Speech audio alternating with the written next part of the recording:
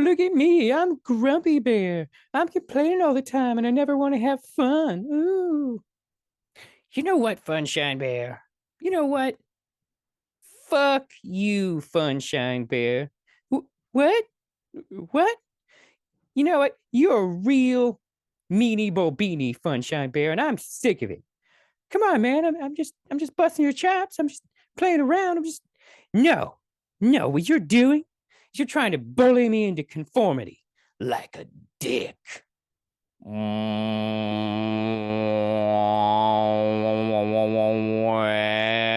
Welcome to the show. Hello and welcome back to Ruben Uncut. Ruben here, and today is a very special episode. So, let me set the stage for you. It's a Saturday. Was it Friday or Saturday? I don't remember. It's a weekend. It's a weekend night, and I'm going to see Shazam: Fury of the Gods. So of course, I decided to make it more of a cosmic journey, as I tend to do for superhero movies. But the movie ended, and I came home and found myself wondering what to do with myself. So I booted up the HBO Max, and I found, and on there was a little cartoon. I love cartoons, even when they're for kids.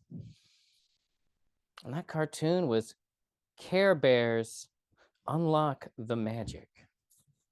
And there was a part of me with morbid curiosity that was like, we should watch that. And so I turned on Care Bears Unlock the Magic. And in doing so, unlocked some revelations about my childhood and potentially early development. Now, for those not familiar with Care Bears, I don't know why I want to say Care Bears.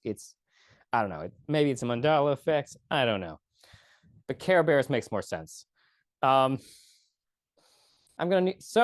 once upon a time in the 80s, a greeting card company came up with an idea for the Care Bears. And then that got turned into stuffed animals. And then it got a number of TV miniseries based on it. And that eventually led to a movie that at the time was referred to as the highest grossing animated feature outside the Disney market, which shows you how much of a monopoly Disney even had on animation at the time, that someone would refer to an animated film as being outside the Disney market. But they went on numerous adventures where they would help children with their problems through the power of caring. Now, all the Care Bears, of course, have individual unique powers related to their symbol on their tummy, which we'll get into more in a minute. Now, to be clear, my parents only let me watch PBS as a kid, so I hadn't actually seen much of the Care Bears TV shows. Most of my understanding of Care Bears came from Care Bears the movie, which there was a library near that my parents would take me to, that I would get that from quite frequently. It had all the adventure tropes that I was looking for: a journey, a creepy villain, someone who needed to be saved. It was good stuff as a kid. It was also my number one. It was the main thing that informed my understanding of the Care Bears. Like I said, I never watched the TV show. And I distinctly remember having a number of Care Bear toys as well. Care Bears is fascinating because it came out in the 80s. And it was almost like counter programming to what was cool at the time. A show about caring in the incredibly nihilistic 80s, where everything was about consumption. Well, I mean, technically the Care Bears were also about consumption. It was about selling you stuffed teddy bears with unique logos on their tummies. Also, I'm saying this and I'm realizing that the Care Bears also sound a lot like My Little Ponies in a number of ways. I wonder which one came first. But anyways, now I need to also tell you the setup for Care Bears Unlock the Magic, because It's wild. Like, the basic premise is wild. And in fact, even though the cartoon is from 2009, this cartoon is from 2019, originally made for the Boomerang channel, the Cartoon Network's premium channel, where they send all the Hanna-Barbera cartoons after they stop airing them on, Cartoon Network. And Unlock the Magic proceeds as, how should I put this? All right, so the basic setup is that Funshine Bear gets sucked into a place called the Silver Lining, which possibly has some type of metaphysical effect on the Earth. But of course, the Care Bears are quick to go and rescue Funshine because they've honestly been looking for a way into the Silver Lining for a long time. And so they proceed to go to the Silver Lining using Grumpy Bear's car. Grumpy Bear is the de facto leader of this team because he owns the car, which, I guess makes sense, even though Grumpy Bear doesn't seem like he wants to lead anything. But they go there and discover their powers aren't working right because there's something wrong in the Silver Lining. And it turns out what's going on is that the Care Bears' ancient enemies, the Blusters from Blusterland, who are devious rapscallions powered by ego and selfishness, are setting out to make all the inhabitants of the Silver Lining miserable and thereby the Earth. We never actually go to Earth, or at least I haven't seen them go to Earth in this series. Most of it takes place in the Silver Lining. But let me finish. So basically, the Care Bears discover this and immediately are like, well, I guess we're having a Cold War now, where the Care Bears set up a military station based in their van to essentially undo anything that the Blusters might do in the Silver Lining because the Blusters are violating the treaty. And honestly, it's straight up Cold War stuff. Like, there's literally an episode where the Care Bears are trying to solve a dispute between two groups of inhabitants of the Silver Lining, one of whom are these flower people. And essentially what they discover is that essentially the Blusters have installed puppet flowers to give negative, essentially to spread negativity to the flower people about the other group. I can't remember right now. They're like mushrooms, maybe, or maybe they're the dibbles. Never mind. I'll get to that. But so essentially, like, literal Cold War shit is going on in this show, which is wild to me because it feels so appropriate for the 80s. And yet it's not from the 80s. This is the 2019. The 80s versions, they fought some guy called Coldheart, who is some type of ice-based wizard guy. Like I said, never actually watched the show, but I did Wikipedia the shit out of this after I started watching this show. So why is this important? Why do I care about this? Well, as I was watching the show, I was suddenly struck with revelation. And that revelation is that I am Grumpy Bear. I'm not sure I've ever related to a cartoon character as heavily as I instinctively, almost instantly related to Grumpy Bear. And I think it's actually the source of some of my problems and the sign that I have repressed sides of my personality to better fit into society. Because I am like Grumpy Bear. What do I mean by that? Well, what is Grumpy Bear's deal? Well, Grumpy Bear, of course, spends most of his time being grumpy and complaining, which until later in my life was the norm for me. That was me up until close to my 30s, late 20s, mid to late 20s. But so Grumpy Bear, whose insignia is a storm cloud, and he can summon storm clouds to do things. They're kind of like Honestly, they're a little bit like Green Lanterns, all the Care Bears. But I digress. The important things to note about Grumpy Bear that I immediately responded to is that Grumpy Bear feels like complains all the time, even though he is a softie inside. That's me. I always see the good in people, but it's never stopped me from complaining. Complaining is part of how I process the world. I guess you could say sometimes complaining makes me happy. And I don't know what that's about. It feels unhealthy. But is it as unhealthy as repressing that? I don't know.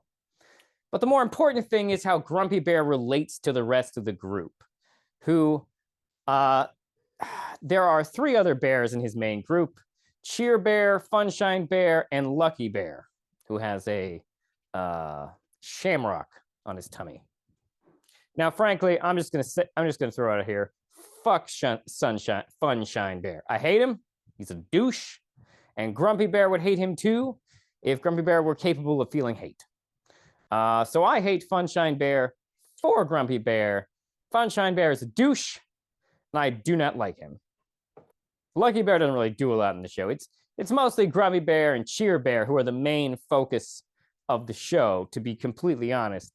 Mainly because they are the van pilots, and so they get to do almost all the cool stuff. And Lucky Bear's just sort of there, and Funshine Bear, well, you know, he's a douche. He is literally a douche. But the point is that I, like Grumpy Bear, am very happy doing nothing. I need people literally in my life, like Grumpy Bear does, to force him to have adventures. I don't want to have adventures. I don't see the point. But at the same time, it's good for me to have adventures. However, if there are no people in my life saying, Ruben, we got to have fucking adventures, then Ruben does not have adventures. Because Ruben can have all the adventures he wants up in his head by himself. But this makes Ruben lonely, and it means that Ruben doesn't do a lot. So I guess what I'm saying is that literally my love language is to have people drag me to things to have fun, allowing me to complain about being dragged to things, understanding that there is a 90% chance that I will have fun. Now, to be fair, sometimes the problem is I misplace my sense of fun, okay? So like, here's an example. In college, I had a friend, my friend Angie talked me into auditioning for a Renaissance Fair group. And I did it. And, you know, it was an all right gig. It was fun, barely paid, barely made any money. Very painful, that. But, you know, it was a fun gig, hanging out with Ren Fair people in the woods. That being said, I was also typically miserable about half the time I was doing it. Half the time I was having fun, and half the time I was miserable. And I didn't realize why that was until just recently. And the reason is that I wasn't really into Ren Fair that much. I mean, like, Ren Fairs are fun, don't get me wrong. But when you have to be there like every weekend doing the same shit, trying to be entertaining, it's pretty draining.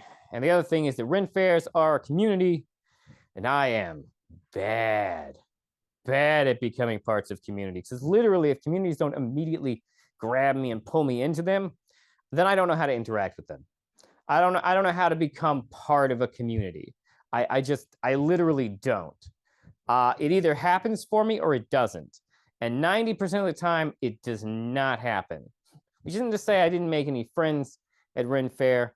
I never got to that point that other people clearly were at, where they felt like this was their familia. Okay? I just didn't hit that. I never hit it. There were certain individuals that I felt really close to, but by and large, I didn't feel like I was part of the bigger whole. And I realize now that part of that was because I didn't really love doing Ren Fair. I loved doing things with Angie because Angie would ask me to do things. And honestly, if I had realized this sooner, I might have been able to better equip myself for the experience. But it didn't really make sense to me until I was way older and thinking back on it. Part of the reason I struggle to make friendships and connections, I now realize, is because my love language is people caring enough to force themselves into my life. That is my love language. Now, to be fair, I, like Grumpy Bear, also have boundaries. That you can't just force Grumpy Bear to do anything. If Grumpy Bear is working on a project, you're not allowed to see it until he's done. His artistic integrity and sense of self-consciousness will not allow it. I'm not saying this is specifically my boundary. I'm just citing this to point out that in the show, Grumpy Bear can establish boundaries. Now, in this specific episode, though, an interesting thing happens. So in this specific episode, a few things are going on. And since so in the episode, I need to mention this. So when they go to the Silver Lining, Grumpy Bear essentially gets a interspecies life partner called Dibble, which it took a few episodes before I found out that Dibble was a girl, who was just a little adorable creature from that area, from the Silver Lining, and who basically becomes instant besties with Grumpy Bear because it can't detect how grumpy Bear is, so it just loves him unconditionally. So in the episode, Grumpy Bear is working on a project, and he doesn't want anyone to see it until he's done with it, but he's having a hard time getting it done. Now, in this episode, also another thing's going on, which is where Funshine Bear keeps criticizing Grumpy Bear and telling him he needs to work on his what is it? I forget what it is, like being fun, essentially. Which, Funshine Bear's a douche, so of course he's got shit to say to Grumpy Bear like that. And also Grumpy Bear and also Funshine at various points in this episode and other episodes likes to poke and make fun of Grumpy Bear because in his mind, bullying Grumpy Bear is helping Grumpy Bear to be happier. Like all douchebags think. Because, I'm just, what? Funshine Bear, you're awful and I hate you. Fucking extroverts. But anyways, in the episode, Grumpy Bear gets so grumpy that he loses control of the storm cloud in his tummy, and the storm cloud comes out and essentially creates like a flooding issue. Like it wrecks some shit, and Dibble gets mad at him, and and Grumpy Bear feels terrible about it, just awful.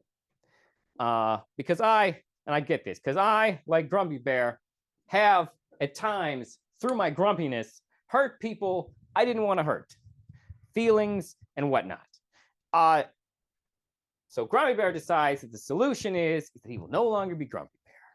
He will be Mr. Happy Smiley Face. Or is it just Happy Smile? I can't remember. Mr. Happy Face or something like that. So he's going around and he's being all chipper and helpful and he's making people cupcakes and stuff. And he's weirding everybody out because they don't know, because he's so different and they don't know what's going on with him. I mean, they kind of have an idea. They witnessed the flooding incident and whatnot. But even Funshine Bear is suddenly like, oh, I don't know what's wrong with him. It's weird. Well, what's wrong with him, Funshine Bear, is you shouldn't have bullied him, you jackass.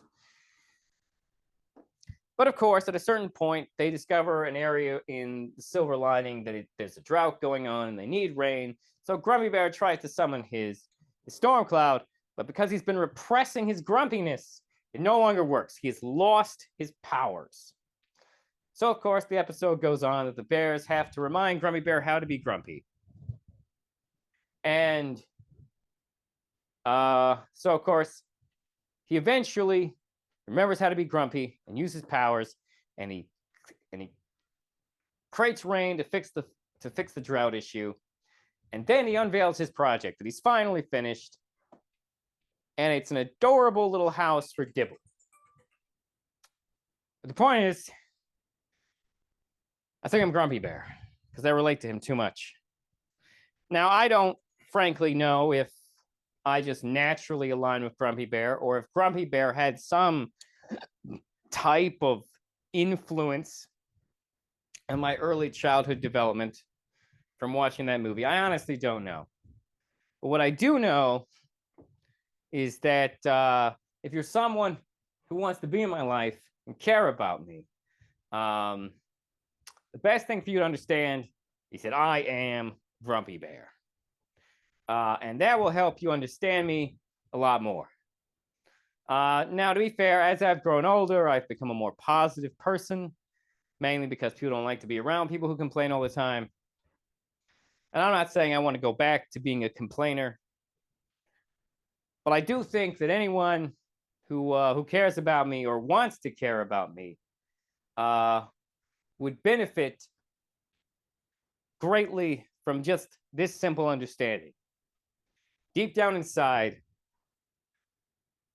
I am a possibly depressed, very cranky blue teddy bear with a storm cloud on his tummy. I am Grumpy Bear. If you have enjoyed listening to this podcast, please like and subscribe and share and comment and all that happy jazz. You can support me by, like I said, subscribing on Spotify or following on Spotify, whatever they call it on Spotify. I don't know. Or you can check out my new YouTube channel. Now I'm still in the process of uploading stuff to it. I got a lot of content to upload, and a lot of my content doesn't have pictures, which means I've got to create some type of image or background to go with those ones that are only audio. But yeah. So yeah. Thank you for listening. Have a wonderful whatever it is, wherever you are. Man, Lucky Bear, I don't know what Grumpy Bear's problem is. Always complaining, yelling at me, using the swear words. I don't know what to make of it. Well, Funshine Bear, sometimes I use my tummy powers to cheat at the lottery. Wait, what?